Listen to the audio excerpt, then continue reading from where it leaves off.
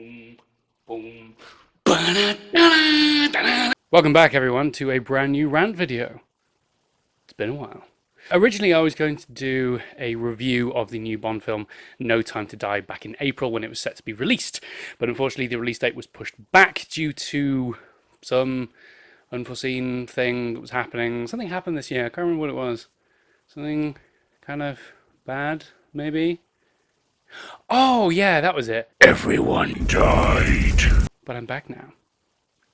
Recently, a whole load of new trailers have been dropping like flies for No Time to Die, citing a release date of November. And I figured to myself, instead of waiting until November, just passing the time by eating crisps and masturbating furiously, a better use of my time would be to release a video talking about the franchise as a whole, especially myself being such a huge fan of it. Specifically talking about the Craig era and what they've been doing over the past few years, the direction of Bond, where they're going to go from here, and also the huge controversy that has been surrounding this film ever since information was revealed. Because, oh boy, has there been some discussion about this one, ladies and gentlemen, and I want to give my 2 cents on the matter. You better believe it, buddy. Now, when I say I am a huge fan, I mean it. I am one of the biggest James Bond fans on the damn planet. My peak fandom was at the ages between about 7 and 12, where I was watching a James Bond film a day. Literally starting one in the morning before I go to school, finishing it when I came back, rinse and repeat, baby.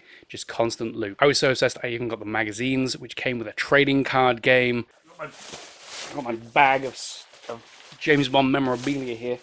Oh, yeah. Just look at how many cards I have. I am the...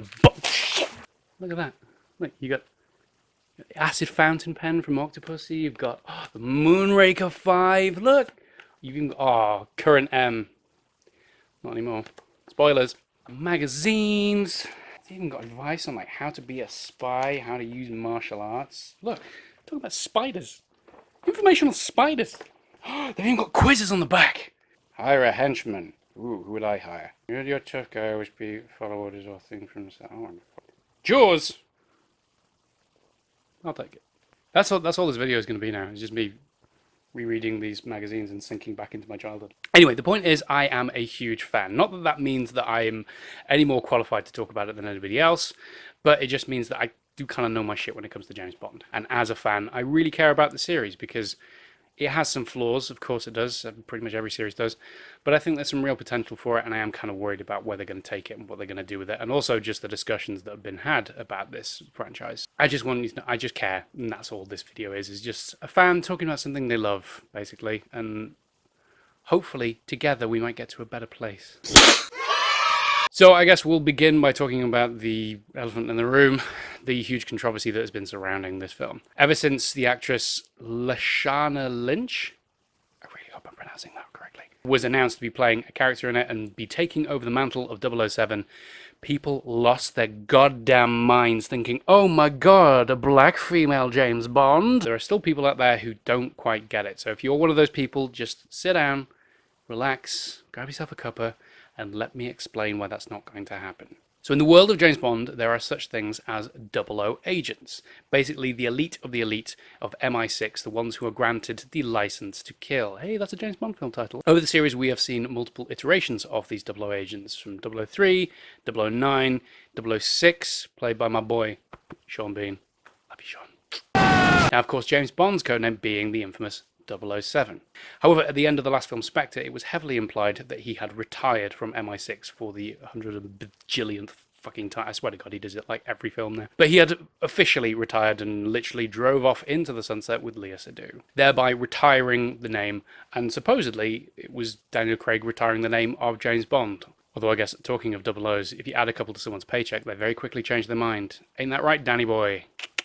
So, with the mantle being open and available, somebody else was going to take over, and that seems to be the character that we see, who is called Nomi. So Nomi is now taking up the mantle of 007, and supposedly in this film it seems like they're going to team up because there's a new threat and they need Bond back out of retirement for one last job kind of shtick, and then they'll have to work together, and then they won't get along, and then, you know, they'll finally learn to accept each other, or something like that, I don't know. But basically, they'll work together. She's still 007, and then by the end, Bond will probably get his title back for some reason. Anyway, the point is this character, Nomi, is taking up the mantle of 007, not becoming James Bond. And to those people who still think that this character is going to take over, that doesn't make any sense. So here's where I have to be very delicate, because there's still a lot of confusion and there's going to be people who misunderstand my words. The argument is not that a black female woman taking over as a lead role in a spy thriller franchise is necessarily a bad thing. That's not what people are arguing. The idea is completely changing the titular character which the franchise is based off of. The fact that she is a completely separate character means they can't be using her as the new titular character. The franchise is James Bond. That is their license. That is what their IP is. That is a recognizable name. They're not just going to throw that out the window and change it and put in a new character, because then they can't market it and then it would tank as a series. Or even have her take on the name of Bond. Well, just some random character who's popped up in a new film is just going to take on the last name of one of the main protagonists just so they can go, oh wait, no, they did it in Star Wars, didn't they? Okay, forget everything I said. Yeah, that's what's happening. She's becoming James Bond, whatever. Now, if the good people at the Bond family want to do a spin-off series, which they've never really done before, but hey, open to new things. If they want to do a spin-off series with this new character of Naomi and take her off in different adventures and do her own films, that's great, that's fine. I think that if they want to make strong female characters, they should start making more original ones rather than relying on having to replace the male ones that have been previously established. Because surely that's more insulting, that in order for women to be considered some sort of strong character, they have to use pre-established male ones. Why can't they just stand on their own as being original ones? Isn't that better? Shouldn't that be a world that we all live in? So there you go. I hope that's kind of cleared things up. And if you still disagree, feel free to let me know. But I don't really want to talk about this anymore, because I feel like people are completely missing the point. People are misunderstanding the information and the situation, and it's just pot stirring. And articles like this one, and probably this one, and maybe this one, oh, and all of these ones are not helping, because they're basically just perpetuating this myth because it gets clicks. And I don't agree with it. I think it's stupid, and it's muddying the discourse of a film that isn't even out yet, and people are going to start criticizing it based on that alone rather than the quality of the film when it releases. So, as just a general final note, please can we stop talking about it?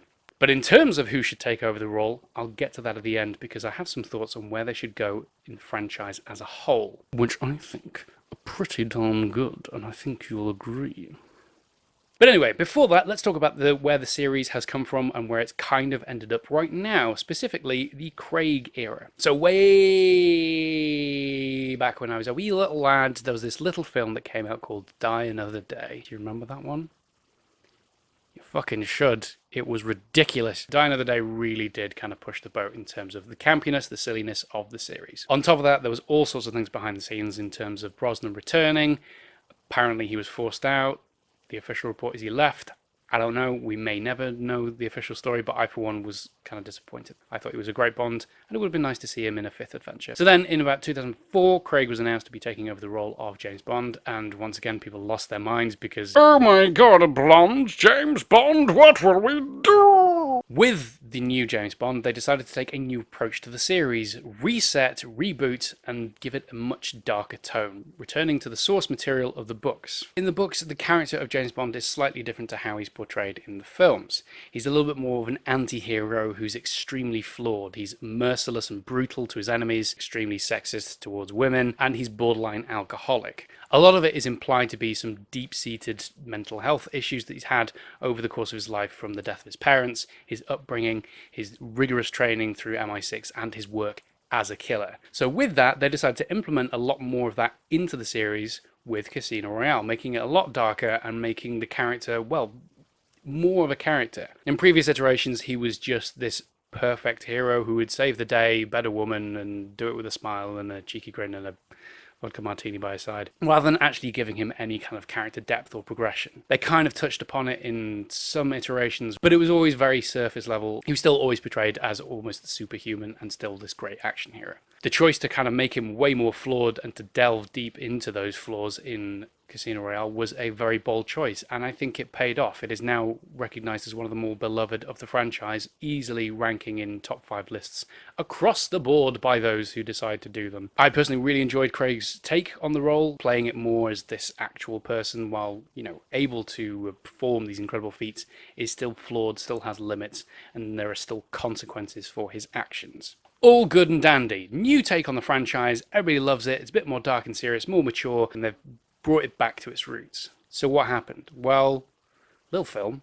called Quantum of Solace. To give it props though, before we go into the cons, I do appreciate the fact that this is one of the first times where the franchise has actually made a direct sequel. James Bond almost plays more like a TV show than it does a film franchise. It resets by the end of the film and goes exactly back to where it began, and then another adventure continues. They were at least trying to give Bond more of a character and delve into the idea of the consequences for his actions. Losing a loved one, how that affects him, how that affects his work, his relationships with other people.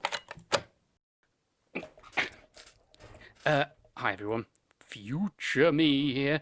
Just before we move on, I wanted to clear something up, as I can already hear the distinct sounds of heavy glasses being firmly pushed up noses. While Quantum was indeed the first direct sequel, there has been a small sense of continuity that's been running throughout the Bond films. Recurring characters such as Felix Leiter, Valentin Sokovsky, Jaws, Sheriff J.W. Pepper, to name but a few, continuously pop up, and there have been multiple mentions to things like Bond's wife and her passing in films such as Diamonds Are Forever, For Your Eyes Only, and License to Kill. However, these acted more like Easter eggs or little nods and references to the series, never having a bigger impact on the plot or a continuation of the story, and almost feeling like a little bit extra just for the fans. His progression as a character is also something they've very lightly touched upon in the Dalton and Brosnan era, highlighting a lot of that sexist attitude, or just his relationship with fellow agents, with other people, particularly Bond women, but it was never quite to the same degree, particularly with the specifics of continuity in mind. I did actually say something to the effect of this while recording for the video, but somebody outside was using a very large digger and the audio was ruined, so I figured I should just mention it now, because otherwise a fellow Bond fan will probably crucify me. Also, while I'm here, I figured I should just mention that during the editing of this, Dame Diana Rigg, who played Tracy Bond in On Her Majesty's Secret Service, and Michael Lonsdale, who played Hugo Drax in Moonraker, both sadly passed away. They were phenomenal actors in their field. Their performances, especially in the respective Bond films, were absolutely sublime, and their passing is a huge loss to the industry. Apologies for the slight tangent and tonal shift, but I just wanted to pay my respects. Anyway, back to me waffling about continuity. However, this sense of continuity, I feel, actually plays into a lot of its detriments. The fact that they wanted to continue the franchise and make it feel way more grounded than it had ever felt before, and to the point of almost trying to make it believable. At the time, it was compared to being an unofficial Bourne film, and you can see why. It just doesn't have anything unique about it. The fact that it doesn't have campy villains or stupid gadgets or women with a name that would get censored on Pornhub. It just lost its identity a little bit too much. It didn't help also that the story was extremely convoluted, difficult to follow, fairly forgettable in terms of characters. There were some interesting ideas there, but it just, in execution, didn't really work. It felt flat. And they knew that because then came along Skyfall. I personally really enjoyed it.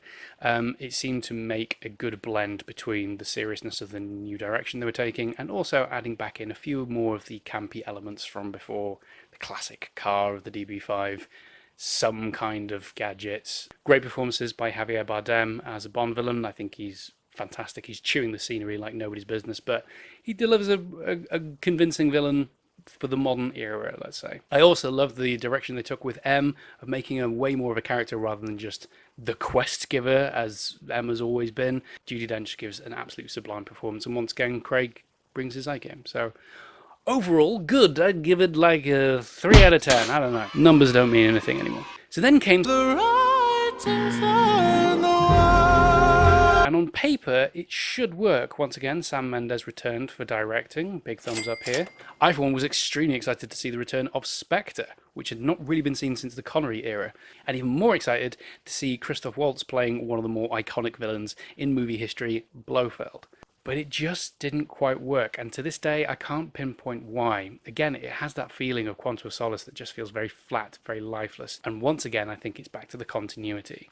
As much as I've talked about how I enjoy the continuity, I feel like they've not handled it very well. This idea of trying to tie everything back in together and make it all part of Spectre, all the previous organizations were just under them. It's been Blofeld this entire time. I've been the maker of your destruction. It was me, remember me? Just didn't really work. It felt like it was tacked on. It didn't feel like they'd planned any of this from the beginning, because they clearly hadn't. It just felt very forced.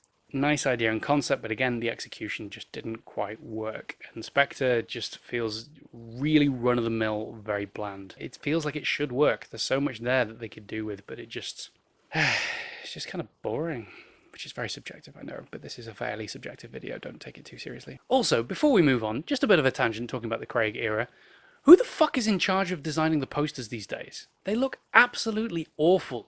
Classic James Bond posters used to be these vibrant, wonderful things with beautiful imagery and this composition and this unique artwork. Whereas the recent ones, oh yeah, let's just have Bond in a tuxedo in front of a big 007 sign. Oh yeah, let's just take a photo on set of James Bond in a suit. That's the whole poster. Who thought that was a good idea? These are rubbish. Stop doing it. Do something nice. Do something creative. I know that's a really stupid thing to say, but I get very passionate about this stuff. I really care. So now we come to the latest, No Time to Die. Now, obviously, I haven't seen the film because it's not out yet. How could I? I'm not a wizard. So instead, what I would like to talk about is where I think the franchise could, or indeed should, go from here. So as I've kind of talked about very briefly, the Craig era is very mixed bag, but I think one of the biggest problems is the fact that it's lost its identity. It's tried to bring Bond into the modern world and it just doesn't quite work. Or at the very least, the way they've handled it hasn't been working that well. So I think, regardless of who they choose, what they should do is set the franchise back in the classic era of 50s and 60s. That way you can still return back to the source material and use that as a guidance and keep that kind of dark, slightly grounded tone, or at least create a sense of character within Bond and have him have an arc and the consequences of his actions and all that jazz. But then you can still have the campy stuff of the ridiculous villains, the completely nonsensical gadgets, the overt cars, which don't really make any sense. You're trying to be a spy who's trying to be hidden and you're using a really flashy car that's very expensive. Why the fuck would you do that? What are you, an idiot? Q, what are you thinking, you moron? Well, at the same time, if you really want to make any kind of social commentary on this idea of sexism, masculinity, if you want to put that in, you can, because you can make commentary about it at the time, because it was rampant back then. Basically, there's way more scope for ideas within this scenario and within this setting. Also, how many other spy thrillers or franchises are set in a kind of classic era? There's a lot of romanticism about the idea of the 50s and 60s kind of rustic spying. Lots of files and codexes and tiny cameras concealed in things. You can't really do that with modern era Bond because everyone's got a fucking camera these days. I've got one in my kneecap. I've got one in this watch. Look, I'm taking a picture. Basically, it'd just be a perfect blend of the classic elements and the campy elements with the modern stuff that you want to do, and it would be a nice mishmash, and I think it would be a recipe for success. So in terms of who is going to play Bond, I don't really care all that much. Why would you say something so controversial yet so brave? I know that sounds silly to say, but they've always had good choices. I think every single person who's played Bond so far has brought something to the table, and I don't think there's ever been necessarily a bad portrayal of Bond. They've had equally different takes on the role, but they've worked within the context of their respective films. It's kind of been announced recently that Tom Hardy might be taking over the role. If he does, he'd do a very good job. He's a fine actor. Just please, Tom, if you're watching this, stop mumbling. Just talk. Open your mouth. Just talk properly. However, I might eat my words in the next few weeks when it's officially announced, but I don't think they're going to go with Tom Hardy. Mainly because he's almost too big of a name. The previous iterations of Bond haven't been unknown, but they've been more like rising stars. Connery was a model before he even started acting. George Lazenby was just an Australian actor who was kind of well known over in Australia and muscled his way into the office to get the part. It's a really interesting story, you should check it out. Roger Moore was known for his TV work on The Saint. Timothy Dalton was a thespian. He was more of a Shakespearean and theatrical actor who just happened to have done a few feature films. Pierce Brosnan, again, was known for his TV work in Remington Steele and almost took over the role before Dalton. Again, it's a fascinating story. You should check it out. And then Craig had done a lot of feature films and a lot of TV work, but wasn't really a household name. He was just one of those people who go, oh, that guy, he was in that thing with the thing, and did the thing with the drugs and the trench and all that stuff. So I think their choice is going to be similar in that they're going to choose someone who is not quite a household name, not really an A-list celebrity, and someone who's given a chance to maybe, show their acting chops and what they're capable of. Who that is, I don't know. But I reckon they'll make a good choice, and I hope that they will bring something, fun and interesting to the role. So those are some very brief thoughts and opinions on the franchise as a whole from a huge fan. as I said, don't take this video too seriously. This is very, very subjective, and it's just me giving my 2 cents on the matter. However, if people would like to see a more objective critique of the films and the franchise as a whole, please let me know in the comments down below. Hey, that rhymed. Anyway, I will leave it there because there is actually somewhere that I need to be very quickly. So I guess you could say, I mustache. Did I spend several weeks growing out a mustache just to make a stupid pun? You better believe I fuck.